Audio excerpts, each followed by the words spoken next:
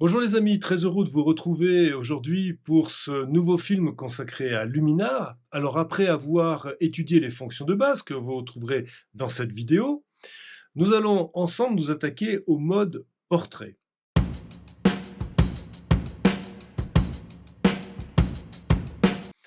Alors dans un premier temps, nous allons voir quelles sont les propositions de presets, de fonctions automatisées, que Luminar a dans son logiciel de base. Vous verrez qu'il y a différentes, modes de portraits. Vous allez voir des portraits, artistiques, des portraits un petit peu plus flous, des portraits où, l'intelligence artificielle et les algorithmes de Luminar proposent des presets tout faits. Dans un deuxième temps, nous allons essayer de réaliser toutes ces corrections du portrait manuellement, en choisissant nous-mêmes, point par point, les éléments que nous souhaitons modifier. Ensuite, nous allons voir comment effacer un petit point particulier qui nous gêne dans un portrait. Vous allez voir que c'est très facile également avec Luminar. En 4, nous allons essayer d'améliorer nos anciennes photos, diapos que nous avons scannées. Là aussi, Luminar propose des algorithmes particulièrement efficaces. En 5, les photos réalisées avec des smartphones, en l'occurrence, ça sera avec un iPhone 11, peut-on là aussi les améliorer? Et enfin, en 6 et en conclusion, est-ce que Luminar est une véritable alternative à Photoshop pour des photos plus professionnelles de studio? Bon visionnage, je vous retrouve en conclusion. Alors voyons ensemble, si vous le voulez bien, les propositions de Luminar pour traiter vos portraits. Alors comme d'habitude, pour choisir l'image que vous voulez traiter, vous allez dans Bibliothèque, vous avez votre liste complète d'images importées, et puis ensuite, vous allez chercher un dossier et une image ici que vous allez sélectionner pour pouvoir ensuite l'éditer dans l'onglet Édition. Et dans l'onglet Édition, vous avez ce qu'on a vu dans le film précédent, les outils de base. Vous avez le côté créatif et ce qui nous intéresse aujourd'hui, le mode portrait. Dans le mode portrait, vous avez ici 4 onglets que l'on verra un petit peu plus tard qui vous permettent de choisir vous-même exactement les modifications que vous voulez apporter à votre image. Et vous avez, comme d'habitude, ce qui fait un peu la force de Luminar, vous avez une possibilité de choisir dans la galerie des collections de Luminar. Vous savez qu'il y a Essentiel, Street, Paysage, Landscape, enfin, etc. Il y en a un certain nombre qui sont fournis d'origine lorsque vous achetez le logiciel, et vous pouvez en télécharger certains gratuits sur le site de Luminar, et d'autres des presets qui sont payants, qui permettent d'augmenter votre collection Luminar. Voilà. Donc là, aujourd'hui, c'est le portrait qui nous intéresse. Vous voyez qu'il y a donc un certain nombre de presets qui apparaissent en bas de votre image ici. Et vous allez pouvoir choisir des propositions que Luminar, Skylum, fait interpréter à votre fichier. La première, c'est All Face Enhancer. C'est vraiment, je dirais, la correction que Luminar considère comme la plus complète, la proposition des algorithmes que Luminar a mis au point pour le portrait. Voyons tout de suite ce que ça peut donner. Je la sélectionne en cliquant dessus. Et vous voyez qu'automatiquement, j'ai déjà un traitement de la peau qui est assez poussé. On a également un amincissement du visage. Alors ça, c'est plus ou moins heureux. Là, on est de 3/4, donc ça passe. Vous verrez que de face, c'est souvent un petit peu curieux. Alors, pour aller un petit peu plus loin dans l'analyse, je vais grossir un peu l'image. Voilà. On va se faire notre petite barrière avant-après. Et on s'aperçoit que le traitement est plutôt bien fait. Vous voyez, là alors la lumière était vraiment rasante et de côté, donc pardon Daniel, ça accentue un petit peu les petites aléas liés au temps sur le visage, mais la proposition de Luminar est vraiment très correcte, en tout cas je trouve pour cette image. On verra que par la suite, je ne suis pas toujours d'accord avec les propositions. Le noir et blanc que je trouve moyen, comme d'habitude chez Luminar, c'est pas ce qu'ils font de mieux. Ça demande une rectification importante et un travail ensuite sur le portrait et la mise en noir et blanc de façon manuelle que l'on peut faire dans les outils de base. Hein. Donc il faut revenir dessus. Moi, la proposition d'origine comme ça, je la trouve assez moyenne, en tout cas inférieure à ce que je fais avec Silver Effect par exemple. Hein. de la suite Nik. Des herbes, ça j'utilise pratiquement jamais, je trouve ça un petit peu spécial, je sais pas. Voilà. Alors, Jimmy Portrait, oui, ça, je dois avouer que je le prends de temps en temps. Ça donne un petit côté Hamilton hein, pour les plus anciens. Euh, Ça a un flou qui est pas désagréable sur du portrait. Je trouve que ça donne une touche de douceur pas inintéressante. Un peu dans le même style, le portrait féminin. On a là aussi une douceur avec un contraste un peu moins marqué. Et puis ensuite, d'autres propositions qui sont un petit peu plus anecdotiques, mais qui peuvent être intéressantes dans certains cas. Voilà, donc ça, ce sont les presets. Donc, on va revenir par exemple sur celui que j'utilise le plus souvent, hein, le premier. Ce sont les presets qui sont tirés des algorithmes de Luminar. Mais on va remettre tout à zéro, et vous allez voir que ce n'est pas la seule possibilité. Vous pouvez également partir en amélioration manuelle, si je puis dire. En tout cas, vous maîtrisez totalement tout ce qu'il y a à faire. Et le premier onglet, donc quand vous avez choisi Portrait, le premier onglet, c'est Amélioration de peau. Alors là, on va grossir un petit peu. Voilà. Et on a ici quelque chose qui est quand même extrêmement pratique à manipuler délicatement, je ne le dirai jamais assez. C'est vrai que si on balance tout à fond, on a un lissage qui devient, moi je trouve, un peu artificiel, même très artificiel, que je n'aime pas du tout. Donc vous voyez, là je suis à 100%. Là, je crois qu'il faut chercher en fonction du modèle et des conditions de prise de vue de la photo, le meilleur rendement entre effacer un petit peu les défauts de la peau et puis rester sur une dominante naturelle du portrait.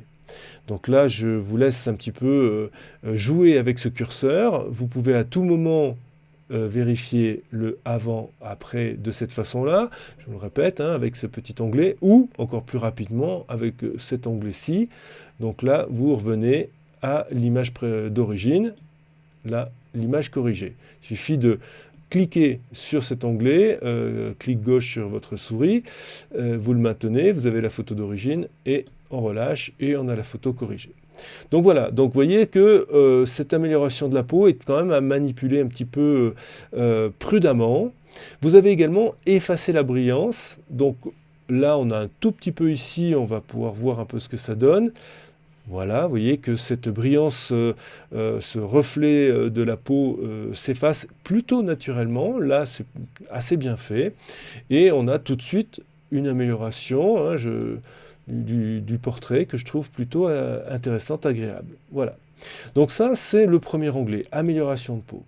Bien, prenons un autre exemple. Donc, on va améliorer également la peau. Donc là, pareil, on va procéder par tâtonnement.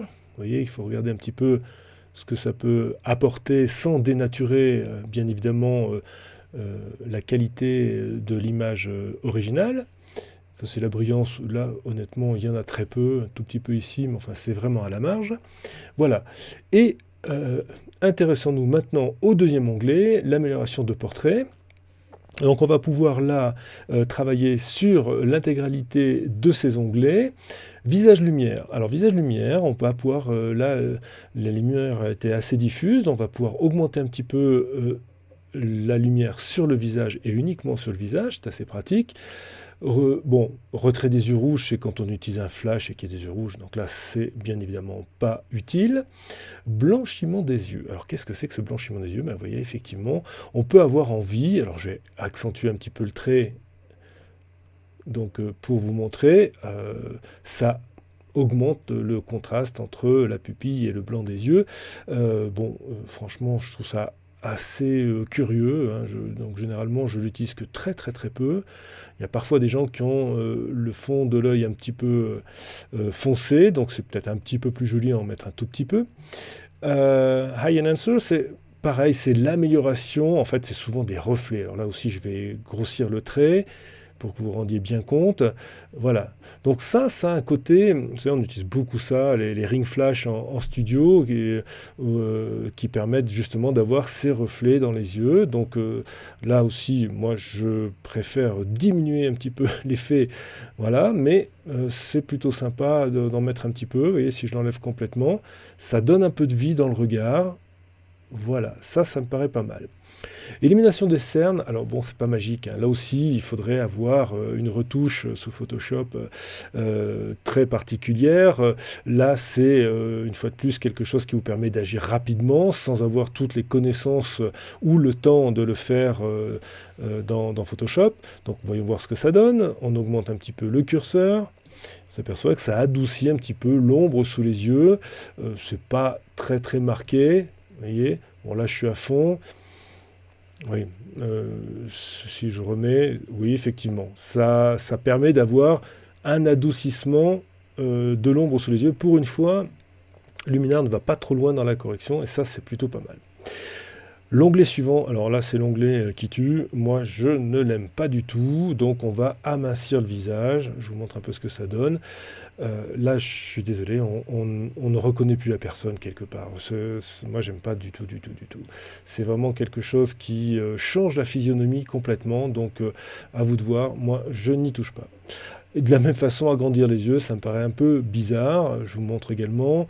Ouais, bon, effectivement, c'est peut-être bien d'avoir des grands yeux de biche, mais c'est plus la personne. Donc ça, généralement, je m'abstiens. À vous de voir également et de voir si vous avez envie de transformer les gens ou de leur garder un tout petit peu de vraisemblance. Amélioration des sourcils, alors, bon, ça se fait très souvent en maquillage, hein. On a la possibilité logicielle d'assombrir un petit peu les sourcils. Alors ça va plus ou moins aux personnes, hein, c'est pas forcément complètement indispensable. Ça par contre, très souvent, saturation des lèvres, rouge à lèvres et assombrissement des lèvres, c'est grosso modo à peu près la même chose. On va faire un effet un peu de rouge à lèvres sur les lèvres. Là aussi, allez-y doucement sur les curseurs. Moi, j'en mets un petit peu, ce qui permet d'améliorer un peu le contraste avec les dents. Voilà ce que ça donne. Donc, il faut là aussi être mesuré dans l'utilisation. Blanchiment dentaire, bon, c'est facile à comprendre. On peut toujours en mettre un petit peu. Ça permet d'avoir quelque chose qui est là aussi plus en rapport avec une photo de portrait. Alors, toujours notre petit avant-après. Voilà le portrait avant.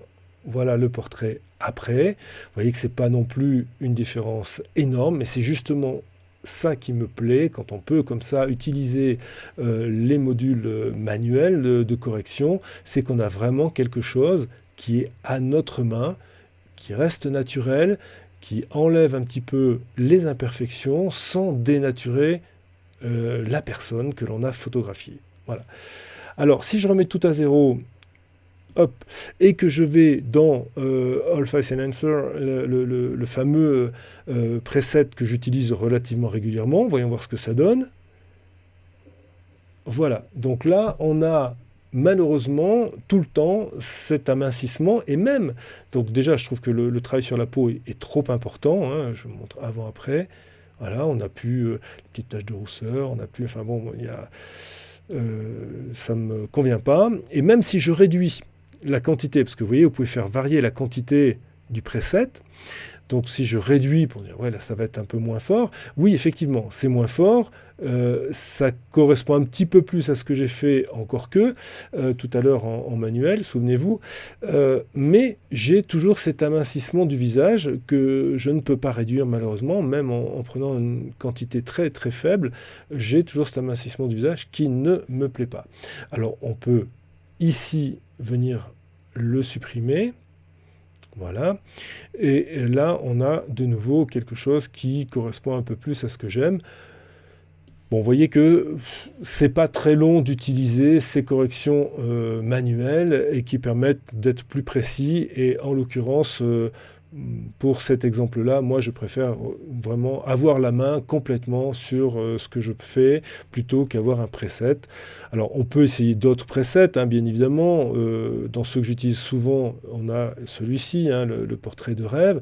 Bon, là aussi, c'est quelque chose qui amène une certaine douceur. On a le portrait féminin également, on l'a vu sur l'autre exemple, qui permet là aussi d'avoir un effacement, mais je trouve qu'il y a vraiment un côté trop artificiel et je préfère encore une fois le faire à ma main avec ces différents curseurs qui sont un petit peu plus longs bien évidemment que le preset de base, mais c'est quand même assez rapide toutefois, et c'est aussi beaucoup plus rapide et plus facile que de faire une correction, en particulier des grains de peau sur Photoshop, ce qui n'est pas forcément toujours évident.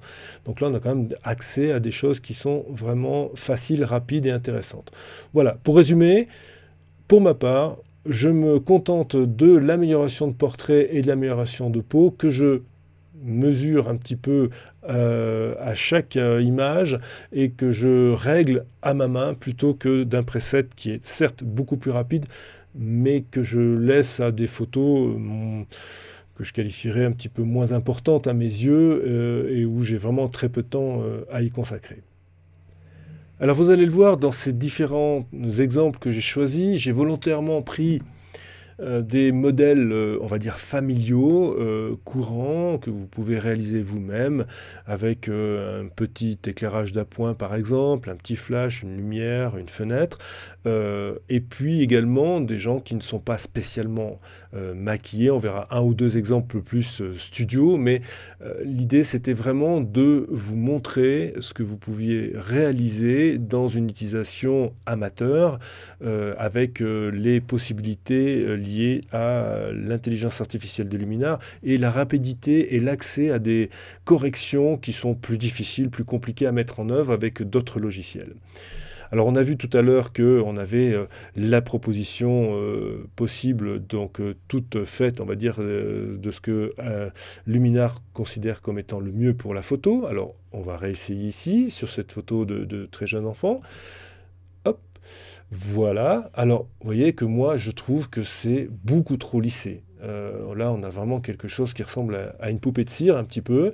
Donc là, je ne suis pas du tout fan. Il faut vraiment réduire considérablement cette proposition-là, d'autant que, je ne sais pas si vous avez vu, il y a eu aussi un amincissement de la tête de bébé. Je vous montre avant-après.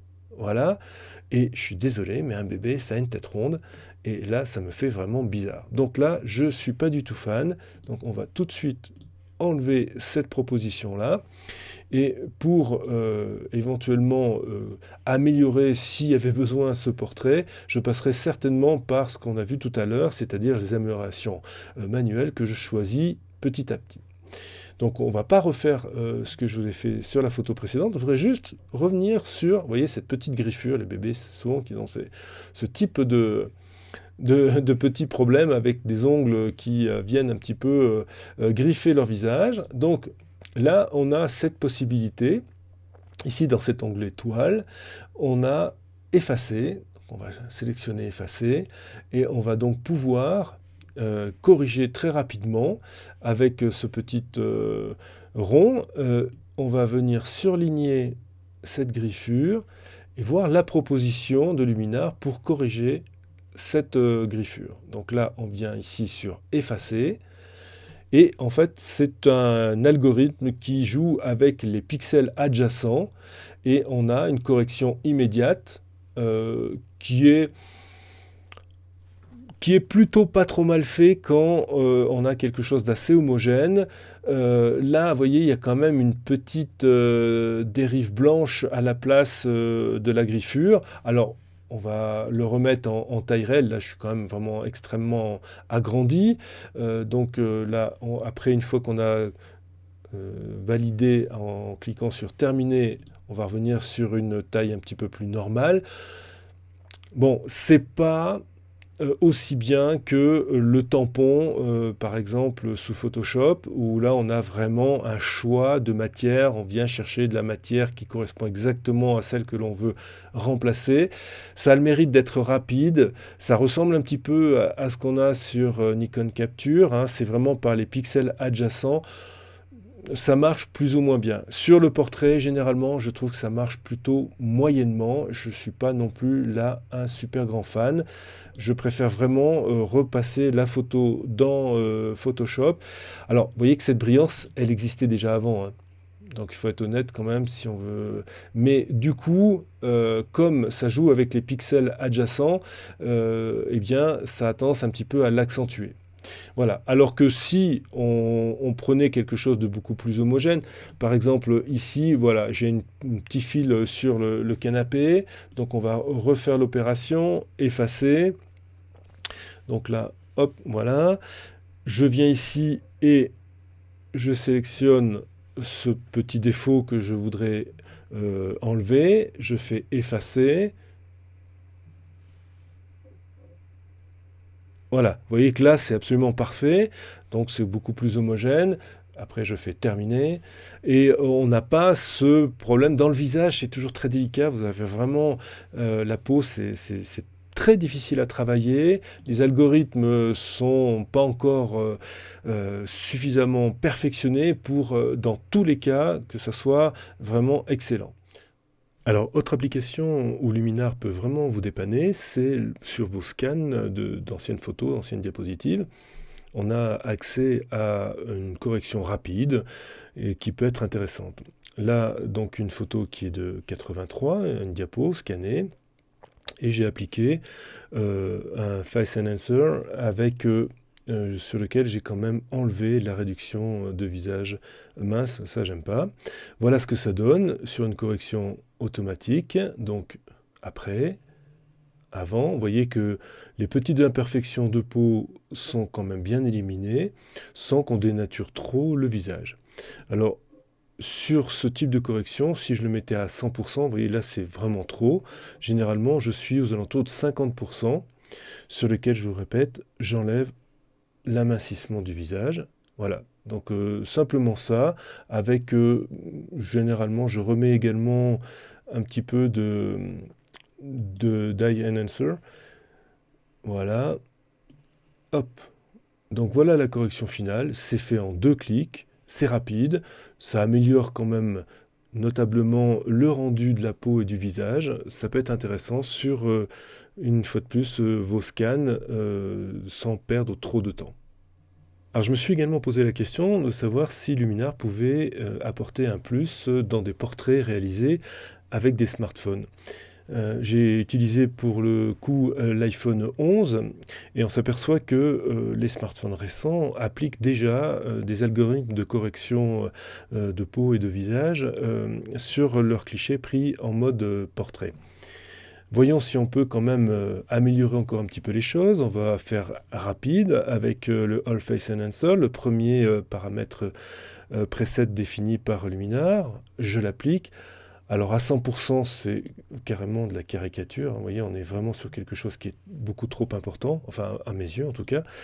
On va réduire de moitié, supprimer le visage mince parce que ça, vous l'avez bien compris, j'aime pas du tout. Et là, bon, on va y voir un petit peu avant-après ce que ça peut donner. Voilà avant, voilà après. Oui, on est dans le même schéma que ce que fait déjà l'iPhone. On a effectivement une amélioration un petit peu de la peau. Bon, moi je trouve que d'origine déjà c'est suffisant. Honnêtement, je n'irai pas beaucoup plus loin sur ce type de photos. Je préfère m'en tenir à ce que propose l'iPhone 11 dès le départ, où je le répète, il y a déjà une petite amélioration qui est suffisante à mes yeux. Alors, lorsque l'on a des fichiers qui sont plus qualitatifs, qu'on a travaillé un petit peu sa lumière en studio, Luminar peut aussi améliorer la photo rapidement, pas tout à fait au niveau d'un vrai retoucheur qui passerait plusieurs minutes ou voire plusieurs heures sur Photoshop, mais on a un accès assez rapide. En l'occurrence, donc là, j'ai fait simplement le premier preset de correction, hein, All Face Enhancer, et j'ai laissé Luminar traiter la photo comme il souhaiterait. Donc voilà ce que ça donne. On a ici la photo avant le traitement, et voilà après ce que ça donne. On va agrandir un petit peu pour voir un petit peu plus près. On a quand même une correction locale de la peau qui est plutôt bien faite, je trouve. Voilà avant, voilà après, y compris sur un modèle maquillé avec une lumière contrôlée. C'est pas trop mal. Là, je trouve que Luminar va dans le sens de ce que je souhaiterais faire pour une photo de studio. Bien, alors que dire du mode portrait de Luminar? Eh bien d'abord que c'est facile, pratique, ergonomique, comme bien souvent, avec, cet éditeur Skyloom. J'ai pris plaisir à corriger, les quelques portraits que vous avez pu voir et bien d'autres. Heu, alors attention toutefois, comme d'habitude chez Luminar, les propositions de presets, sont un petit peu amplifiées, en tout cas à mes yeux, et j'aime bien réduire un peu les curseurs de façon à pas avoir, un effet trop caricatural, de correction. Est-ce pour autant une vraie concurrence pour, un logiciel comme Photoshop et des retoucheurs plus professionnels? Non, je ne le pense pas. Nous n'avons pas encore la qualité et la précision que l'on peut avoir lorsqu'on fait une retouche sous Photoshop de façon complètement manuelle. Mais petit à petit, l'intelligence artificielle nous montre qu'elle apprend et qu'elle apprend vite, et je pense que dans les années à venir, nous allons avoir, des propositions encore plus, parfaites, de correction de portrait. Voilà, j'espère que vous avez pris plaisir, une nouvelle fois à regarder cette vidéo. Je vous dis à très vite sur la chaîne, pour de nouveaux tests. N'oubliez pas les notifications et les abonnements, ça m'aide dans la reconnaissance que je peux avoir auprès des fournisseurs de matériel, et je vous dis à bientôt. Ciao.